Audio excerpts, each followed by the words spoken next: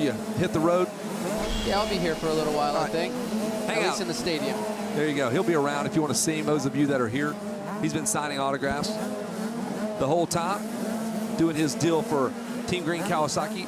Did the track walk. That was kind of cool to kind of spend some time with those little kids. They're like little ducks following you around. Oh, yeah, yeah. No, you got to watch out for your toes when you're out there. They're stepping all over. All over it, for sure. As we get ready to go with race number 14, the 85 9-11s. Man, these kids have done a lot of racing. Seen these kids several times. Matt Jorgensen, number 4. Thor Powell, number 15. Thomas Rawson, 20. Cody Soul. Kristen Yannick, number 27. Colin Allen, 35. Justin Aragaki, 44. Brandon Shaw, 66.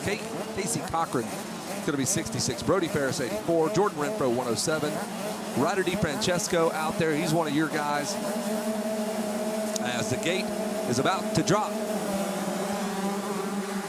Man, the right side of that gate, those kids fired out of there. But Ryder DiFrancesco, I believe he's going to snag that Fox hole shot. This kid has all the tools, huh? Oh, yeah. No, he's one of the grade 80 riders right now, and backed by, you know, Team Green and Kawasaki and the sponsors that he has. They're, you know, man, it's getting so serious so young now. You know, they're doing. Back in the day when I was racing 80s, it was, you know, yeah, we'd practice and we'd ride, but it's nowhere serious like it is now. This dude has a full program. Like, he has a full PR program. guy. I mean, the guy is social media. He probably has more followers than everybody in this stadium combined. Yeah, and it's going that way. It's just the technology, and yeah, it's happening. There's Deegan. Speaking of Instagram presence, that kid's 9 years old, and when he does anything, there's 100,000 people that see it. Yeah, that's what. Hey, man, everybody wants to know what's going on. It's all about the brand. Those Deegans have figured it out for sure. As there's little Hayden Deegan, 9 years old, backflip to 65 earlier in the year. So we've got Ryan Villapoto up here with us. 10 titles, is that what we kind of figured out? Supercross, motocross, 250, 450? Yeah, I think that's what it is total. Yeah, that's what it is total. Wow, that's impressive. So between the both of us, 10 titles. Oh, he goes down. Hayden Deegan goes down. That'll be on Instagram. He's probably Instagramming that right now. Already got 500 likes. So there's Ryder DiFrancesco. When we talk about all the tools, he's a great-looking kid. He's from California. He speaks really well. He's got an awesome family. He's got the New York Yankees of teams behind him and Team Kawasaki. Wasn't that where you wanted to be even back in 02, 03? Everybody wanted to ride for Team Green. Yeah, Team Green had a huge presence also when I was his age, and it's a stepping stone up to you know, either Arenacross or Mitch Payton's team at Pro Circuit. Yeah, like a guy like Jet Reynolds. I think he's got a deal that sees him all the way to his 2 years on Mitch's team or something. It's crazy, man. It's crazy where it's going. But yeah, you gotta scoop them up early or you don't get them.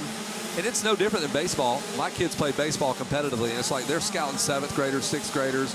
Colleges are already looking at them, so it's definitely, we're just now catching up to every other sport, really. Yep. All the training facilities similar to what they have in baseball and football, the travel ball stuff. So very sophisticated. And you better have some kind of means to make it happen. You got to go all over the country, drag that trailer and bike. Oh yeah, no, it's not a cheap sport, and it's not a sport for the weak either. No, it's painful. And those long rides back when it wasn't so good. Do you remember some of those? When Michael Lessie, you're like, oh my God, am I ever going to beat this guy? A lot of them.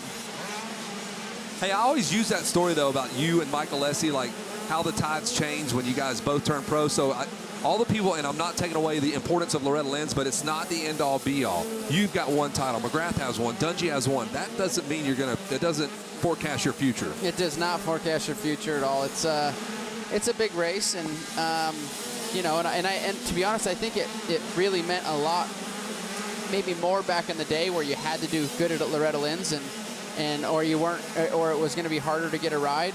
That's a nice battle. It was, wasn't it? But now it seems like that with all these other amateur races and people not maybe going and opting out of, I think the sport is more open to just somebody's skill and if they can cut the mustard or not. And it doesn't mean they have to race there or not. Right. Yeah, you can put together a nice resume if you hop in the mini Olympics and cruise over to Texas, do some stuff at Mammoth. I mean, you're right. If you won at Loretta's, they've got a contract waiting on you back in the day. You could get signed, sealed, and delivered with the championship. Yeah, it definitely seemed like that. That's for sure. And we're watching the number 241 of Daxton Bennett and Kristen Yannick. That's a great battle there. Daxton Bennett has a really cool spot in North Carolina, great track. The Deacons went over and saw it. They dropped $1 million and probably bought the land right down the road from them. So the Deacons are all over the place. They got kids that race cars. He's got kids that do dirt bikes. Brian's got his deal going on, racing trucks. Holy cow. Yeah, they're doing a good job at it, that's for sure. And they just have fun, dude. I watch them parent. I watch them do their deal. They're not yelling at each other. It's not like one of those choking your kid out after a race deals there. Yeah, you know, you can make it not fun real easy. So it's a fine line on you know, being hard on them and you know trying to build work ethic into them and you know, make them better people and, you know, get them somewhere in the sport. Yeah, man, like parenting at this day and age with social media, with all the other pitfalls that could happen, it's tough, man, and not making your kid a prima donna who thinks he deserves everything. And hey, keep I already him grounded. bring out the belt for mine. They're only 7 months old. Good for you, man. They don't even walk. They roll away from him. So you got kids there, and we were talking about that. Like, can you imagine when you were knee-deep in a title chase, staying up with your wife as she's breastfeeding your kid at 3 in the morning? Yeah, no, I mean, it's there's guys that do it. Chad's done it, or you know, is doing it currently. You know, those are decisions that you kind of got to make. We opted out not to do that. The sport's dangerous in itself, and you know, we wanted to, you know, first off, wait till we were done so we didn't have to travel with them. And sure. It's a lot of, you know, I mean, anybody that's had kids knows it's a lot of work, and we have 2 of them, so it's triple the work. This guy's doing work right here, Ryder DiFrancesco. He's got 1 more lap to go. The 199 Jimmy John's Kawasaki Team Green ride looks over his shoulder. He did a lot of winning early on, man. I often wondered if that was good or bad, and we've seen some things like Robbie Raynard, Adam Cincerillo. Is it good for him or not? But he continues to win. It doesn't. I don't think that has anything to do with it. It depends on, I think, the kid, the burnout factor. Yeah, I mean, not even that. Just, you know, where, you know, how serious do they take it, and how much work ethic that guy was talking about do they have in the once they get a little bit older, and you know, how far can they take it?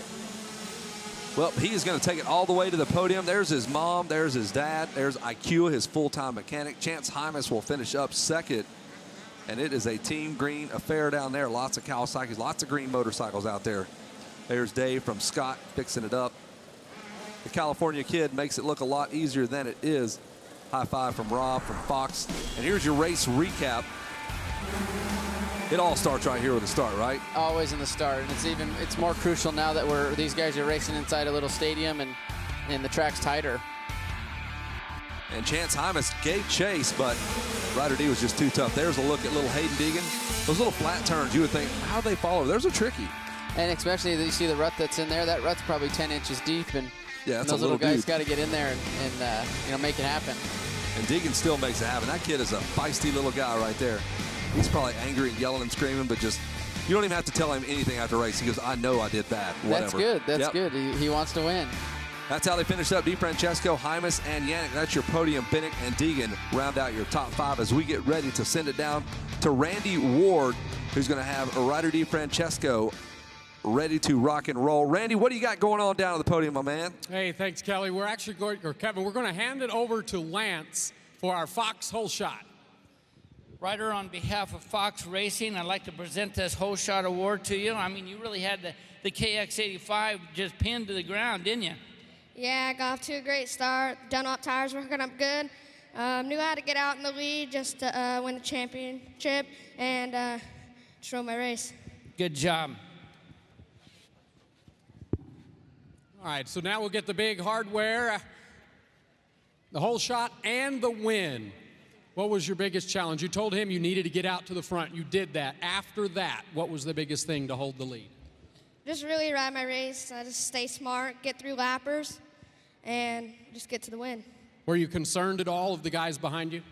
Yeah, Chance got up behind me like lap 4, and just knew how to get through the lappers quicker than I was before that. All right.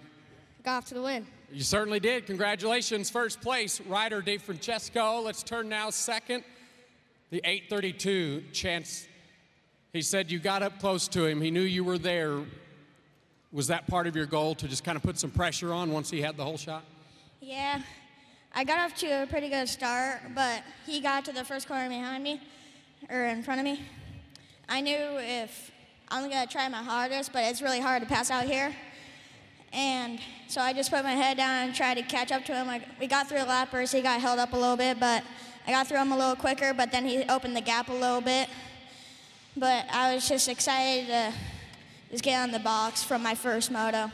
You did a fantastic job. Proud of that second place finish for Chance out of Idaho. Let's move down to Christian Janik, third place finisher. Christian did a great job. They talked about traffic out there. What did you see from your point of view that you were able to maneuver around it safely? Yeah, I got a good start, just kept it safe and smooth, and just try to figure out lines around the lappers. How many lines were there that you used? Were you kind of mixing it up? Yeah, I was kind of going outside, inside, so no one would pass me. All right, congratulations on that. Great job maneuvering the bike, finding the right line. Get in there for a big group photo. Fantastic racing action here at the Lucas Oil Junior Moto X. Let's go back now to Kevin Kelly.